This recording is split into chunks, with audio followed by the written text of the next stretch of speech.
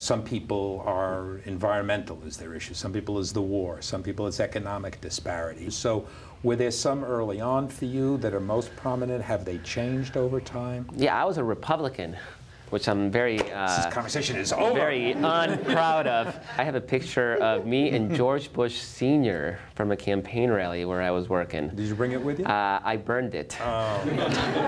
I don't want that evidence, so I don't want anybody to find out. I've been trying to atone for my sins ever since. So there was a question in there somewhere before. Your issues you cared about. Oh, the issues I cared about.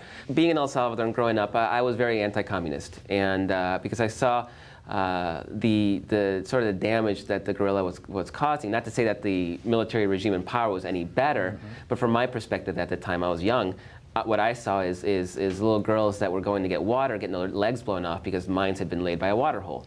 And it was very ruthless on both sides. And so to me, I came in from basically an anti-communist. So I was like, I loved Ronald Reagan because he talked about the evil empire, and that's where I became a Republican. But I joined the Army, which was the first time that I was not a Republican, because I wanted to serve my country in uniform. And that should have tipped me off. So, you know, I spent 3 years in the Army, and I come out still thinking I'm a Republican, and I was struck by just how selfish George Bush Sr., this is 92, was, and how selfish the Republican Party had become.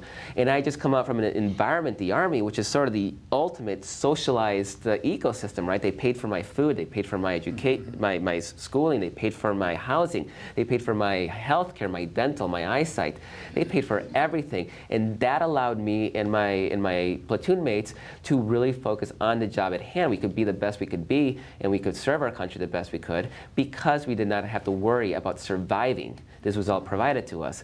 So you come from an environment where it's very nurturing and very cohesive to one where everybody was in it for themselves, and it really rubbed me the wrong way. So I voted for George Bush Sr. in '92, and I was a Republican when the Democrats had Congress.